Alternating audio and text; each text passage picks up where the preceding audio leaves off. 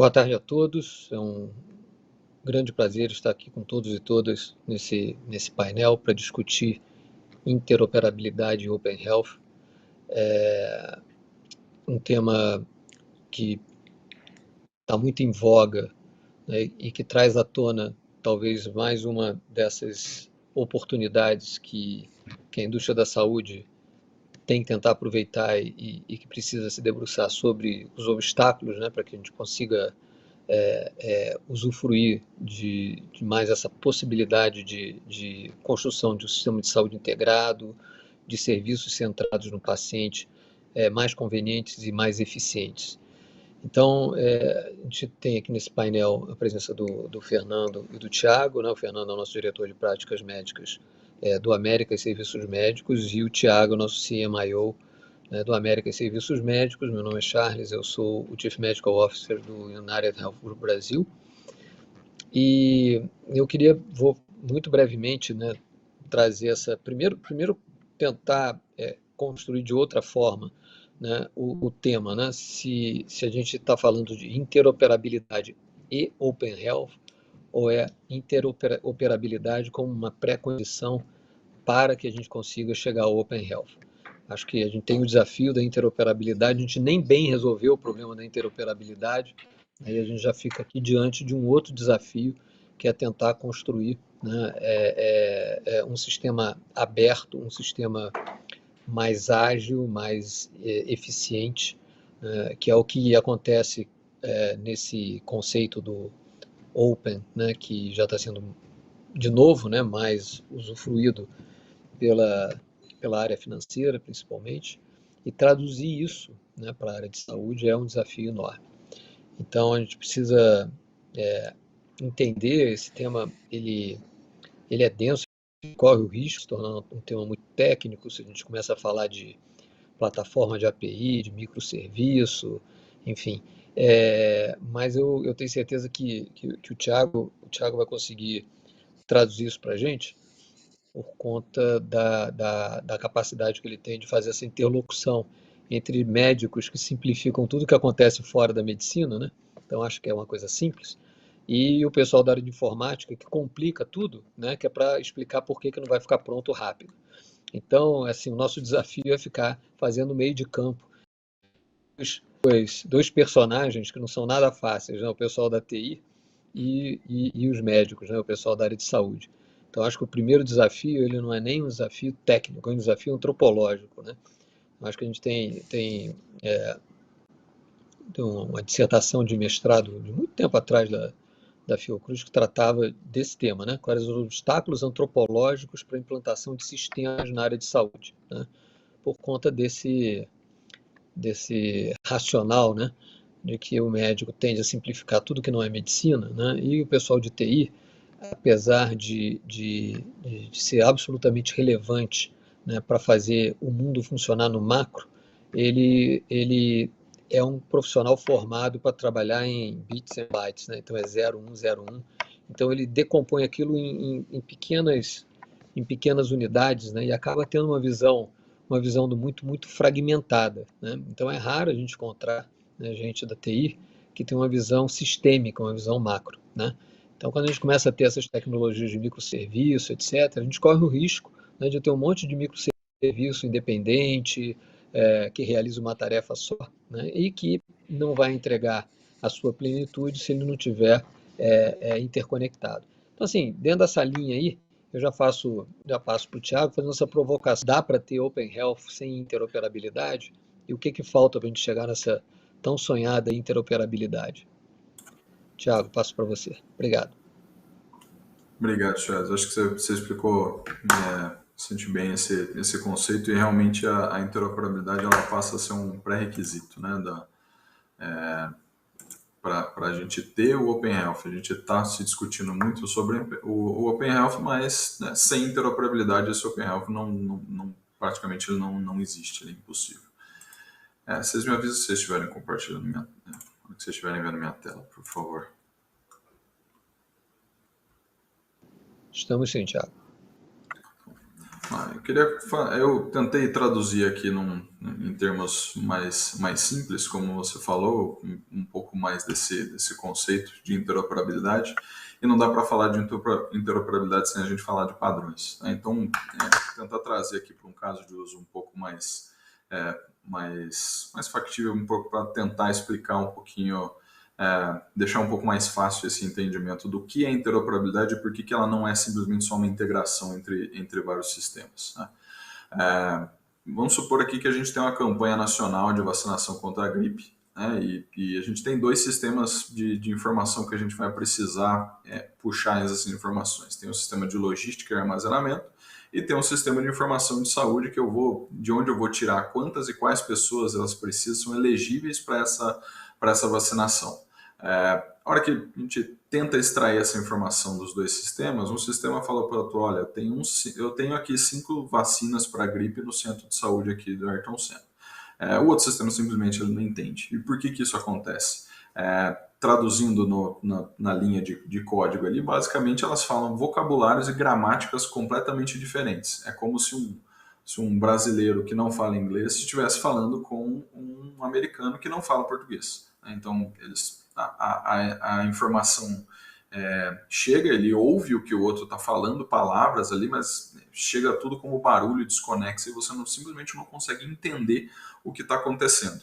A maneira mais fácil de resolver isso e mais simples num primeiro momento, você escreve uma linha de código, na verdade você escreve um código que faça esse intercâmbio entre essas duas aplicações. Então, olha, eu traduzo, é como se eu colocasse um Google Tradutor aqui no meio, eu falo, olha, esse sistema está falando A, esse sistema está falando a língua B, e aqui eu faço os deparas aqui, o que uma coisa significa para o outro, e eles passam a se conversar. Isso funciona muito bem para integração ponto a ponto entre dois sistemas. Ela começa a ficar um pouco mais complexa quando a gente passa a querer colocar mais sistemas compartilhando esses dados, e é uma das vivências que a gente tem da realidade que a gente tem nos hospitais hoje. No sistema de saúde como um todo, ainda mais com o advento do Digital Care, que foi um pouco da telemedicina, etc., tudo que avançou e por conta do Covid principalmente nos últimos anos, a gente teve um salto muito importante, e o número de aplicações e de integrações que a gente precisa fazer começou a crescer muito, né? Então imagina que a gente quer colocar um sistema de telemedicina aqui no meio. Então, além de ter essa única integração entre o sistema de logística e o sistema de informação clínica, agora eu tenho que construir mais 2 integrações entre o sistema de telemedicina e o de logística, e o de telemedicina e o sistema de prontuário, dessas informações clínicas, né? E cada uma tem esse custo. Se a gente quiser colocar nisso, você vê que já tem 3 integrações bidirecionais para 3 sistemas. Se eu quiser colocar mais um sistema de ambulância, por exemplo, aqui eu já tenho 6 integrações bidirecionais para 4 sistemas. Então, o número de integrações ele cresce de uma maneira mais rápida, e ela é uma função polinomial, uma função quadrática de segundo grau, e enquanto o número de sistemas ele cresce numa função linear, né? Então você tem sempre mais integrações, as integrações crescem muito mais rapidamente do que o número de sistemas, e isso obviamente se traduz em um custo muito elevado de manutenção, um custo muito elevado de implantação. Você imagina que se um sistema desse tiver qualquer tipo de alteração, você tem que mexer em todas essas integrações. Então, o custo de manutenção disso acaba inviabilizando a manutenção, e por isso que a gente tem sistemas hoje tão fragmentados e tantos silos de informação. E como a gente resolve isso? O primeiro passo é definir padrões, né? O que são esses padrões num sistema de informação? São esses conjuntos de regras que permitem que a informação seja compartilhada de forma uniforme e consistente através dessas múltiplas aplicações, esses múltiplos sistemas. Então, quando o sistema de prontuário pergunta para o sistema de logística quantas vacinas estão disponíveis lá no Centro de Saúde Ayrton Senna, o outro sistema não entende, né? E aí a gente passa pelo primeiro... eu vou simplificar um pouquinho, tá? Para quem é da área técnica e para não achar que não me xinguem, tá? Eu vou simplificar um pouquinho. Mas a ideia é assim, eu tenho a interoperabilidade semântica, é o primeiro passo, então eu preciso ter esse padrão que ajuda a aplicação a estabelecer um vocabulário comum, né? E esse vocabulário é basicamente uma lista de depara, né? O que eu tenho aqui no sistema A é a vacina da gripe, no outro é VACI, ponto influenza, e um padrão que eu defini, um índice único, que é um índice master disso, o VAX influenza, por exemplo. Ao mesmo tempo que o CS Ayrton Senna é o mesmo do CS A.Senna, que é basicamente, em última instância, a unidade 168. Isso, basicamente, a gente fala um pouco de SNOMED, você fala um pouco de classificação ali do CID, né? O CID não entra um pouco nisso, é mais uma linguagem técnica, mas é um pouco mais do SNOMED, trazendo um pouquinho para a área de saúde, né? Mas só isso não é suficiente, né? Porque um sistema pergunta para o outro quantas vacinas estão disponíveis, o outro entende. Eu entendi qual é o centro de saúde, entendi qual é o tema, que é a vacina. Mas o que você quer saber sobre essa vacina? É aí que entra a interoperabilidade sintática, né? A gramática entre esses dois sistemas. Então, como que eu vou conversar? Qual é o padrão de conversa que a gente vai ter? E aqui que entra um pouco da discussão que tem se trazido sobre o HL7, principalmente a nova versão do FHIR, que é isso que tem se desenhado para ser o padrão de comunicação entre os sistemas aqui na saúde. Uma vez tendo essa interoperabilidade semântica e a sintática, a gente passa a poder pensar em alguma coisa de interoperabilidade. E o que seria essa interoperabilidade? A interoperabilidade é a habilidade dessas múltiplas aplicações, elas se comunicarem entre si, acessarem, intercambiar e usar esses dados todos de maneira coordenada para alcançar metas e desfechos em saúde. Então você pensa que, fazendo uma analogia de novo para a linguagem, você pensa que tem 4 pessoas, nós 3 aqui a gente está conversando sobre interoperabilidade, por exemplo. Aqui a gente está conversando, chega uma 4ª pessoa que fala português também, chega e começa a entender tudo que a gente está falando, e mais do que isso, ela também consegue participar da conversa e ela é inserida de uma maneira muito simples e fácil nessa conversa, uma vez que ela entende o que a gente está falando e tudo que ela fala a gente também entende. Isso, nesse modelo trazendo para a área técnica, isso passa por um repositório central, esse guardião dessa lista de termos e conceitos e o mapeamento desses diversos deparas entre os diversos sistemas. E usar os padrões basicamente simplifica esse processo. Então, se eu já tiver um padrão de utilizar, vou usar o código CID para todos os lugares, vou usar o LOINC para definir quais são os exames em todos os sistemas. Isso tudo facilita bastante esse processo, né? Uma vez tendo todo esse arcabouço tecnológico e interoperável, que é um desafio grande que a gente tem e que a gente vai precisar vencer, a gente pode começar a falar de Open Health. E por que a interoperabilidade é um pré-requisito, né, para o Open Health? Hoje, a maior parte dos sistemas, principalmente os hospitais, eles são silos de informação. Então, tem diversos sistemas, diversos bancos de dados que, basicamente, eles podem se conversar entre si ali no começo, mas eles não se comunicam entre os diversos hospitais. Então, eventualmente, às vezes, dentro de uma mesma rede de hospitais, ou um hospital que entrou recentemente numa rede, recém-adquirido, você não tem essa comunicação. Então, o que aconteceu com o paciente no hospital A, o médico do hospital B não consegue ver e vice-versa, né? Isso pode trazer alguns impactos aí, principalmente se você transferir o paciente de uma área para outra, o paciente que passou, está no consultório do cirurgião, por exemplo. Ele vai para o hospital, opera e depois ele volta para o consultório do cirurgião, do consultório particular.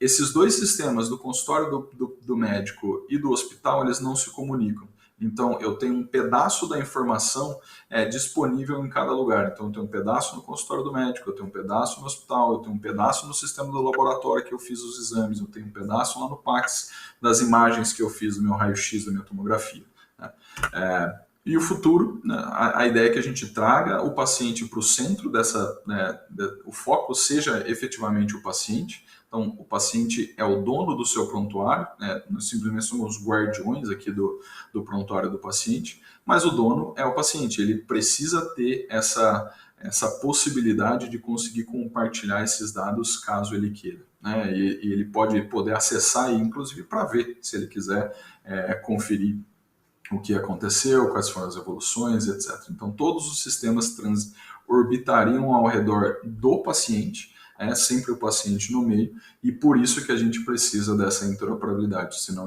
porque esses sistemas, se vocês fizerem analogia com aquele outro slide da arquitetura lá no meio, esse repositório aqui no meio, todo mundo precisa se comunicar com ele, mas eles não se comunicam necessariamente entre si. Então, todo mundo conversa ao redor dessa mesma mote do paciente aqui no centro. Tá?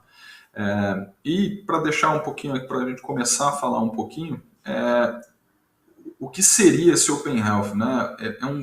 Ele veio muito dessa analogia com o Open Banking, né? Onde você pode compartilhar os seus dados bancários para você obter benefícios. Né? Então você teria mais flexibilidade, você tem mais agilidade, você consegue eventualmente obter taxas melhores, ter essa redução de custos para você pode, eventualmente no futuro, vai poder pegar até um pouquinho, um serviço de cada instituição financeira. Já começou um pouco disso, mas eu quero o cartão de um lugar, eu quero a conta corrente do outro, eu quero o empréstimo do outro, mas todo mundo se interopera e esses padrões já existem, eles já percorreram esse caminho há um bom tempo.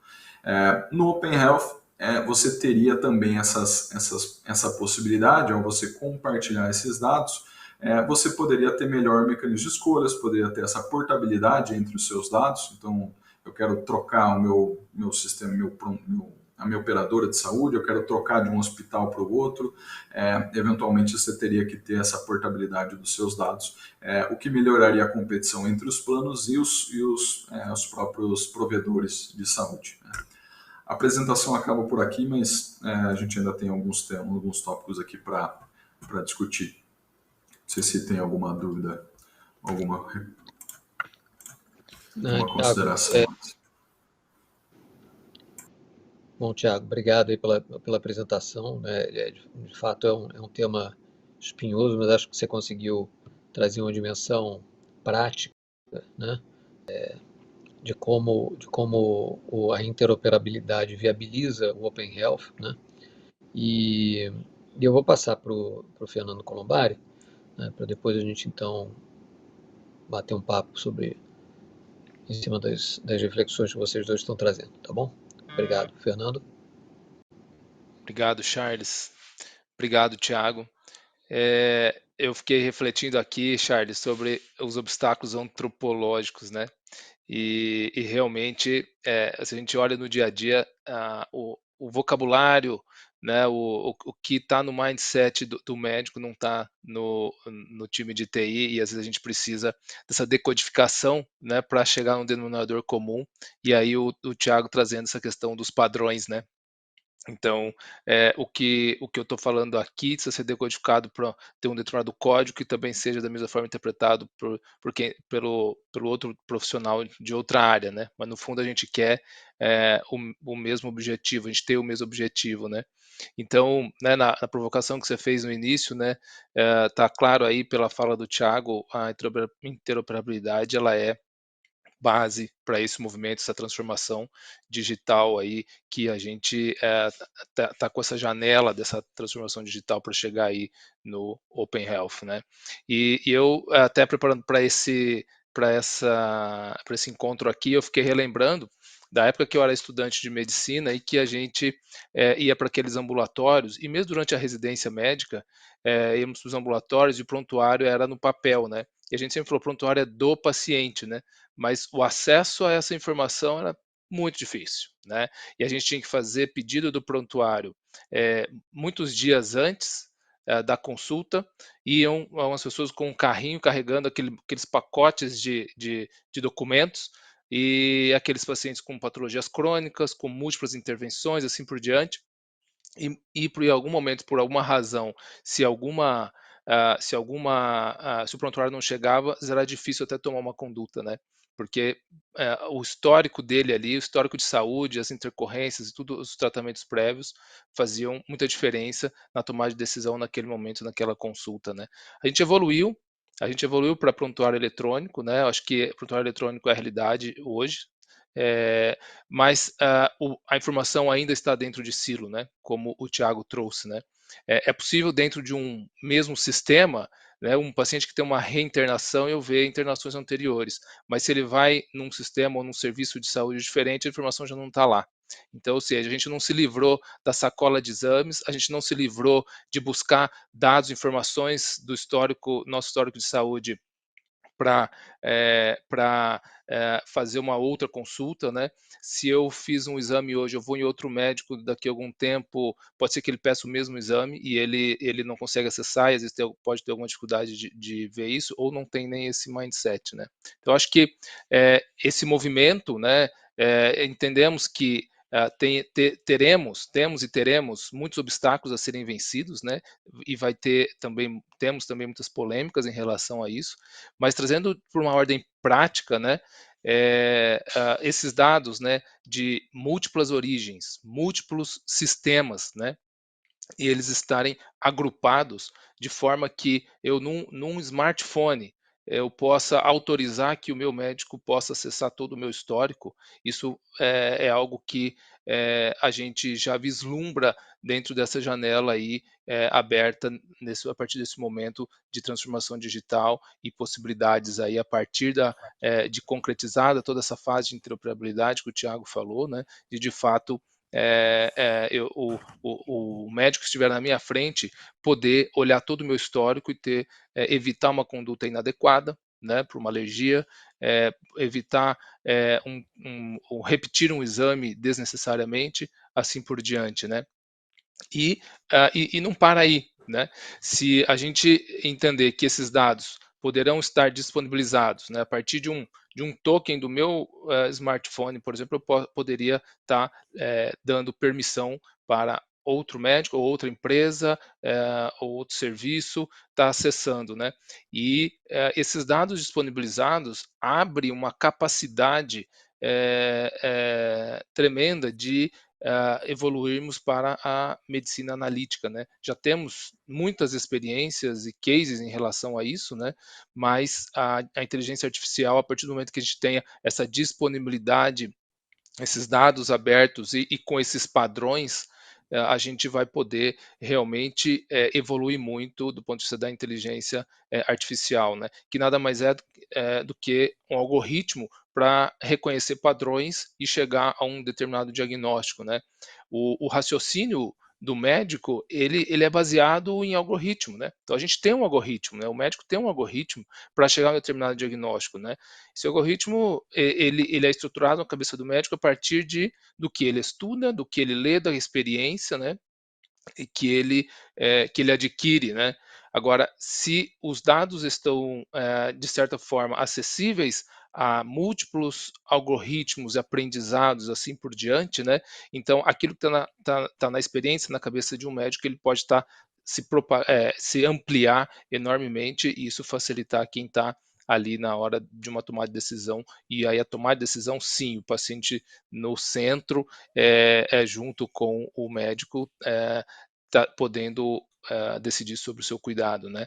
Então acho que trazendo assim uma questão assim, de ordem muito prática, né? Até baseado na experiência minha própria, muito mais ligado a hospitais e também clínicas, como que eu vislumbrei, eu imaginei que isso poderia acontecer, será daqui quantos anos que a gente vai de fato ter isso concretizado do ponto de vista de Open Health, né? Se a gente olhar a Rede Nacional de Dados em Saúde, né, uma iniciativa aí do Ministério da Saúde, em que hoje no nosso smartphone a gente pode consultar a nossa vacinação contra a Covid, independente se a gente se vacinou no serviço público, no serviço privado ou em qualquer outro serviço. Então, é um exemplo de um Open Health, né, aí embrionário, mas é um exemplo, né, que no meu smartphone eu consigo ver a minha vacinação, né.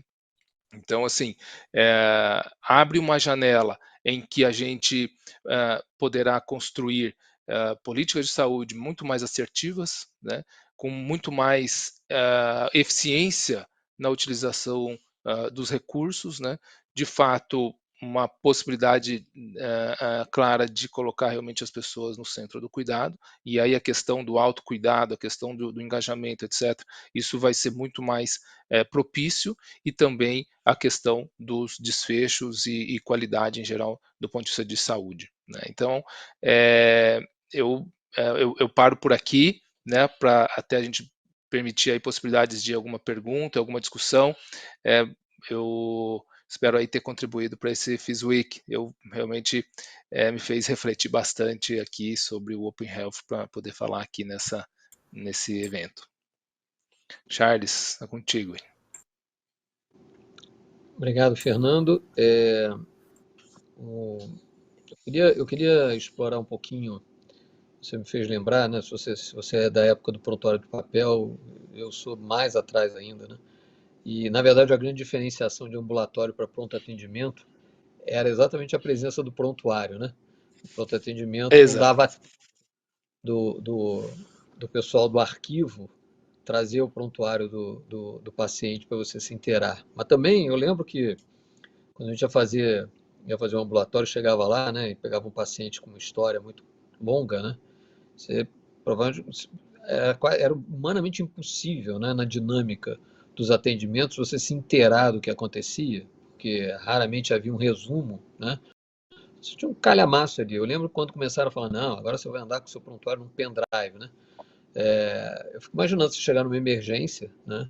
Esse é só um exemplo de como a gente traz algumas coisas para a área de saúde, né? Mas não leva em conta a dinâmica, né? Tem um gap. E a culpa, eu coloco essa responsabilidade muito nos profissionais que trabalham na área de saúde, porque eles precisam abrir um espaço na sua agenda para dizer exatamente o que eles precisam, né, para o pessoal que desenvolve solução. Senão a solução ia ser uma solução inadequada, uma solução para um problema que eu não tenho, uma solução incompatível. Imagina você pegar um pendrive, né, que tem esse mesmo prontuário com 400 páginas, chegar numa consulta de emergência, doutor, se você quiser saber tudo o que aconteceu na minha vida, dá uma lidinha aí, né? Então, assim, isso é impossível. Os sistemas precisam entregar alguma coisa mais... É como se fosse um menu de contexto, né? Você está numa consulta de emergência, daquilo tudo, né, que tem no prontuário, na história de uma pessoa, o que é relevante para o cenário de uma consulta de emergência, que é diferente do cenário de uma consulta ambulatorial, né? E em qualquer setor. Então, tem uma dificuldade até anterior, que é esse entendimento, né, do que é conveniente, do que é necessário, né? E não é essa possibilidade de entregar tudo, né? Entregar tudo é mais difícil, é mais fácil do que entregar aquilo que interessa, né? Porque aquilo que interessa pressupõe algum tipo de análise, né? E que não vai ser feita manualmente para definir o que é relevante para aquela consulta, né?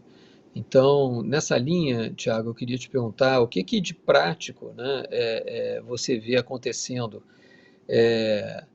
no mercado brasileiro, né? Eu sei que tem o exemplo do NHS, né? Que é um gestor. Vou deixar logo duas questões. Uma, é possível uma entidade privada, né, desenvolver o conceito, enfrentar o desafio da interoperabilidade do Open Health, ou isso necessariamente precisa ser alguma coisa nada pelo Estado, né? E o segundo é esse, né? Quais são exemplos práticos que você vê acontecendo nessa tendência, tanto no setor como um todo, mas especificamente no Américas? Bom, eu vou começar pela primeira pergunta, né? Essa parte, o setor privado, acho que tem uma participação importante, até porque dispõe ali a gente precisa, o mercado se autorregula e isso tem gerado essas movimentações que a gente tem visto. Mas, de qualquer maneira, de alguma forma, isso vai ser limitado, né? Eu vou ter ali limitação dos contratos, eu vou ter limitação entre as interações comerciais que eu tenho entre as diversas empresas, mas isso precisa ser regulamentado, né? Porque pelo sistema, pelo Estado, pelo sistema de saúde, pelo DataSUS, e a Rede Nacional de Dados de Saúde foi a primeira iniciativa, acho que precisa ter muito mais robustez. Ela foi um primeiro passo importante, mas ainda tem muito para avançar ali. Precisa, basicamente assim, ela precisa passar por uma regra do Estado. O Estado precisa, alguém precisa definir esse padrão. Senão vai ficar meio... Eu quero, da mesma forma que eu posso fazer uma integração, naquela eu falei, que é a interoperabilidade semântica e da sintática. Eu posso definir um padrão da conexão entre o meu sistema com o seu sistema. Mas não necessariamente vai ser o mesmo sistema que a outra empresa quer usar ou que o Estado quer usar daqui 10 anos. Então, toda essa política toda que já começou a ser definida, acho que ela é primordial e é muito importante para que a gente avance efetivamente no setor. Para ter um Open Health mesmo, eu preciso da intervenção do Estado. A interoperabilidade entre sistemas, ela sim pode ser feita no âmbito privado, ali, particular, entre as diversas empresas.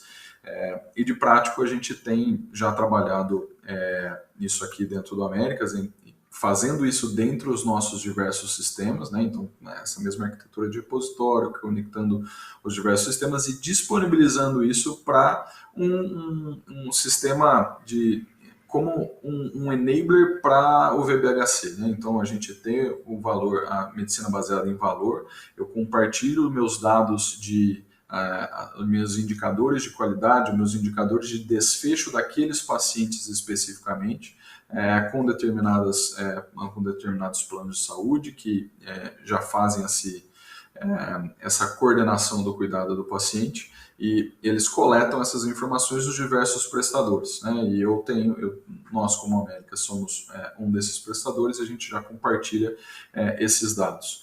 O que a gente compartilha? Compartilhar tudo realmente fica uma massa de dados muito grande que eventualmente pode ser que não faça sentido. Então, o que a gente vê para disponibilizar para o médico na ponta, então, sumários de alta de internação, eu tenho um sumário de alta do pronto-socorro, eu tenho, eventualmente, dependendo do contexto, eu posso ter uma informação um pouquinho mais detalhada da descrição cirúrgica, por exemplo, mas isso muito tem se reduzido no próprio sumário, que hoje é produzido muitas vezes pelo próprio médico, pelo próprio profissional de saúde, que faz aquele resumo, mas existem algumas iniciativas de tentar consolidar essas informações de forma automática. Então, quais foram os antibióticos que o paciente utilizou durante a internação, que dia começou, que dia terminou, qual foi a evolução dos exames dele, quais foram os exames alterados, quais os outros exames que estão normais, eu posso só listar e falar, exames normais, está aqui. Esses aqui foram os alterados e alterou em quanto, né? Mais ou menos isso que eu tenho visto acontecer. Não sei se eu respondi as suas perguntas. Não, a resposta para essas perguntas ela é uma resposta que, se você tiver a gente vai ter uma contribuição inestimável para o setor. Mas ela atendeu sim. A gente está chegando em cima do horário, eu queria passar a palavra para o Fernando, para ele fazer um fechamento, trazendo qual é a esperança que ele ainda nutre. Você é novo, ainda tem bastante chão pela frente, de ver acontecer aplicações práticas, né? Principalmente considerando que o América vem desenvolvendo iniciativas de estabelecer linhas de cuidado, né? E existem várias linhas de cuidado colocadas. A gente, com Open Health, sem Open Health, com interoperabilidade, a linha de cuidado tem que acontecer. Você consegue enxergar uma luz no fim do túnel para que a gente consiga entregar de fato linhas de cuidado, né? E sair dessa lógica de tratar a doença por cuidar de pacientes, que é a proposta que se vem desenvolvendo com os sistemas de excelência no Américas?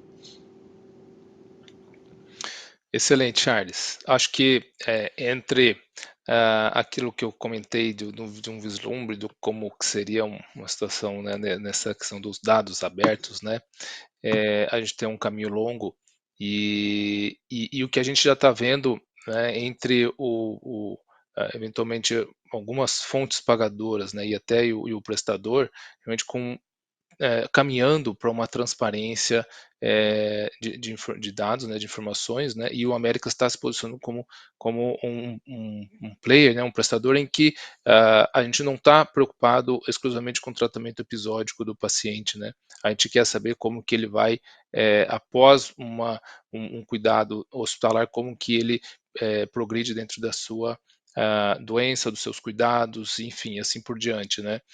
Trazendo um cuidado muito mais integral, né?